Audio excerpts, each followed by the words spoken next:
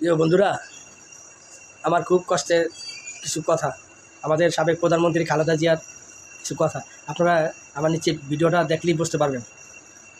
আমরা তো রাজনীতি করি না বা কোনো নেতা না, আমরা সাধারণ সমর্থক ছিলাম এই বিএনপির। যখন খালেদা জিয়াকে বেডরুম থেকে বের করে দেয় ওই সেনানিবাস থেকে, তখন অনেক কষ্ট লাগছে। হ্যাঁ, তার মুখে তো কিছু কথা শুনেন আপনারা। আমার বেডরুমের দরজা ভেঙে তারা জবরদস্তি ধাক্কা মেরে আমাকে বাড়ি থেকে বের করেছে।